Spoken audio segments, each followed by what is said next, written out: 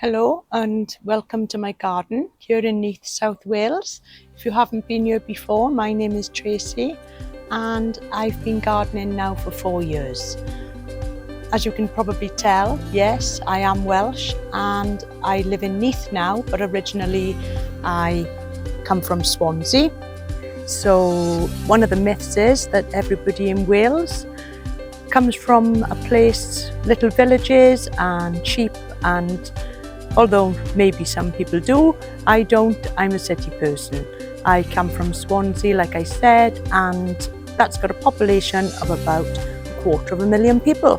Where I live now in Neath, that's a little town centre, it's not a city, and that's got a population of about 43,000.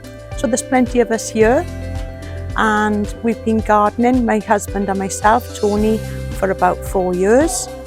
This garden here was a complete mess before, and if you haven't been here before, then a very big welcome to you. And I'll take you around now, show you the different parts of the garden and show you what I've been up to on this beautiful mid-August day.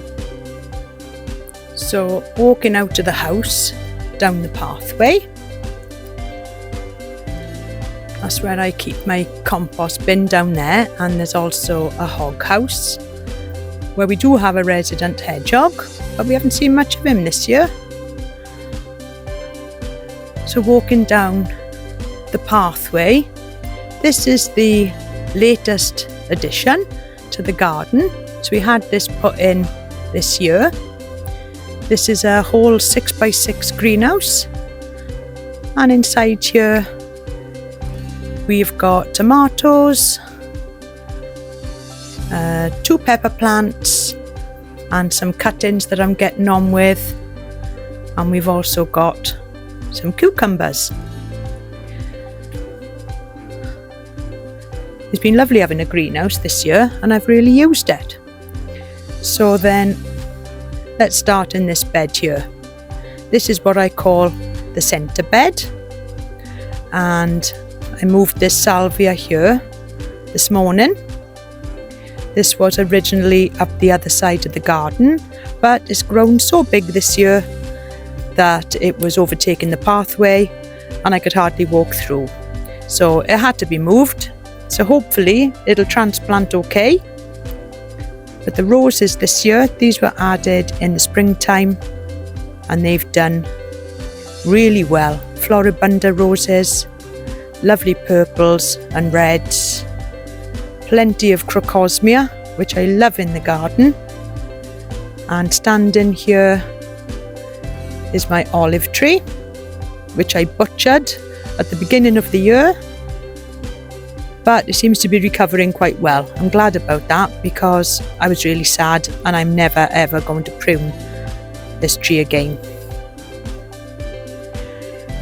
In this bed here, we've got a few grasses and a large banana, which we did lose.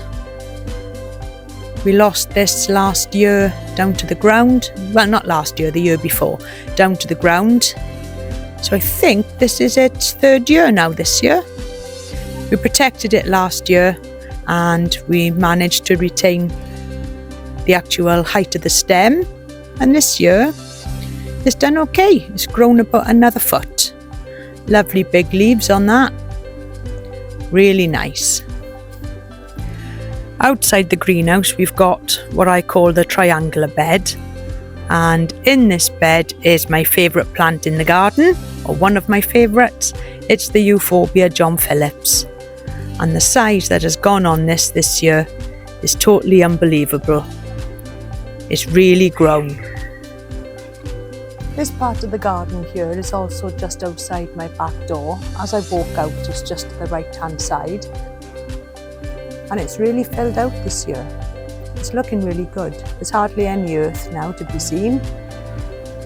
This is the newest part of the garden, and up until January this year, this was all grass, and I dug this all out by hand with my spade and made a centre bed and surrounded it with a gravel pathway and some paving slabs. There is a video of how I done this on my YouTube channel. This is also an addition this year, and this is my wildlife pond. It's not very clear, and there is a water lily in there. And we haven't had any visitors yet, but I am still waiting patiently. So walking down the pathway now, this area here is where I've got some bananas, and this side there's some Fatsia japonicas and some bamboo. And this takes you down to the back of the garden where the greenhouse is. So this is when I come out of my back door and turn left. So I was asked this week if I've got a washing line, and the answer is yes. I don't know if you can see it, but it's a pull-out line that runs the full length of the wall. It's attached to the wall down the bottom, and when it's not in use, I just hook it up out the way. This here is our wooden Tiki Bar, which we haven't really sat by an awful lot this year. The lights aren't on yet, and it's not quite dark enough, but it is very pretty to look out the window and see.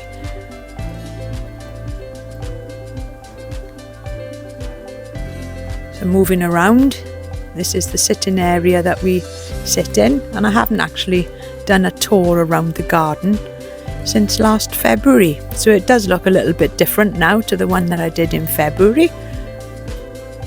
Looks a lot greener and a lot fuller. I've still got my Washingtonia in the pot, and that overwintered really well. I had to leave it outside last year, but it's done so well. And today I just topped up the compost, give it a bit of a top dressing to give it some nutrients. I've moved it to a sunnier location as well, so I'm hoping it'll like it here.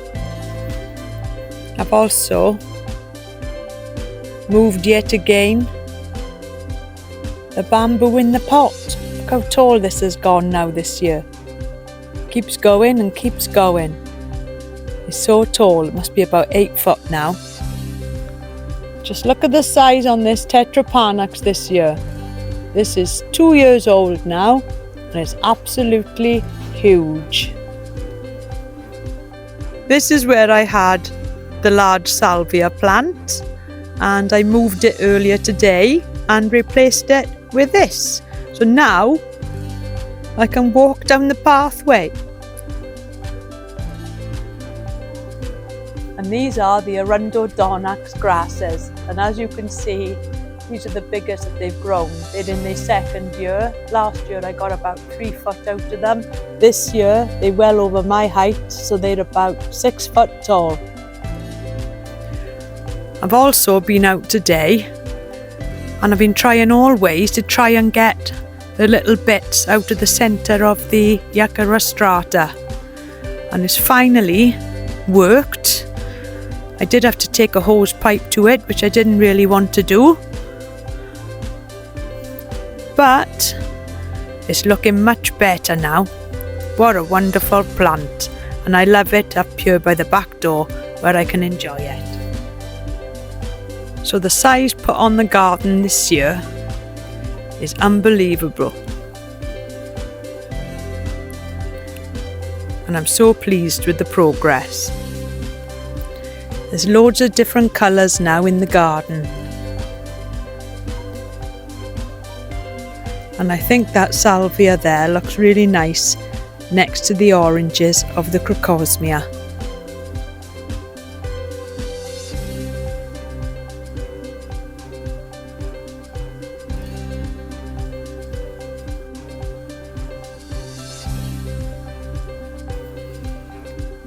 The salvia have also done very well this year, the hot lips, and there's plenty of bees that are always buzzing around it.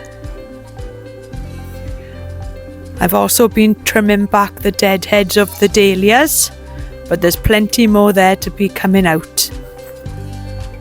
I was also checking today on the ricinus, and these have grown a little bit, They're not as good as last year, but they're about 1.5 feet. But we haven't really had the heat that we've had last year.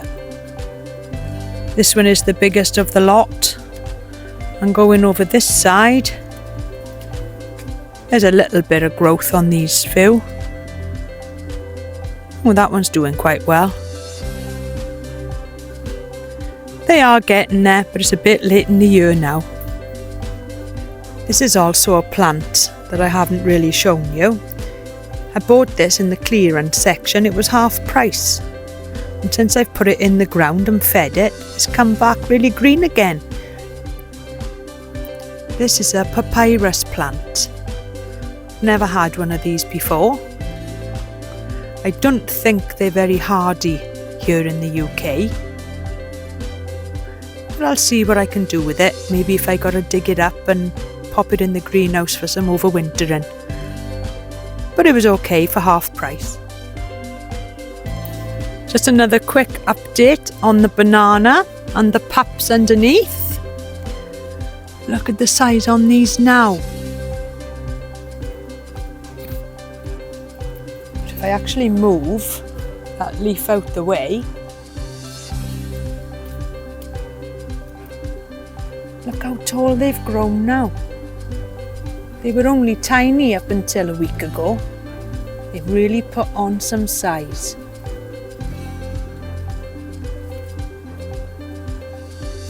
This is the Phormium that actually got crushed by the fallen wall going back in, well, March the 1st. And look how tall it's got now.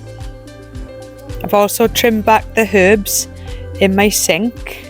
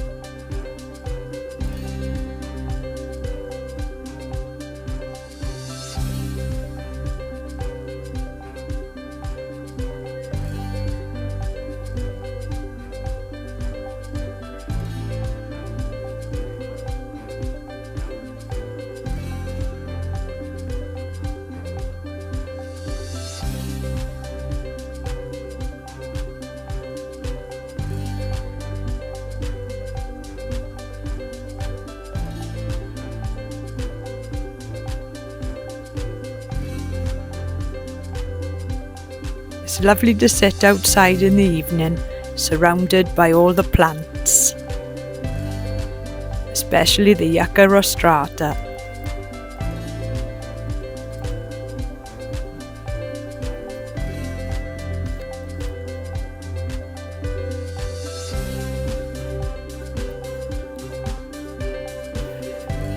Are you pinching tomatoes in the greenhouse? I am saving every moment of it.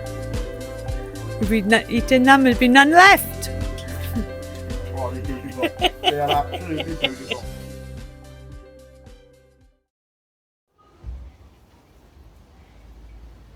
I've just got like that.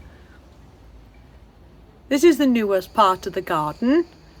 You can't do that because I can hear it.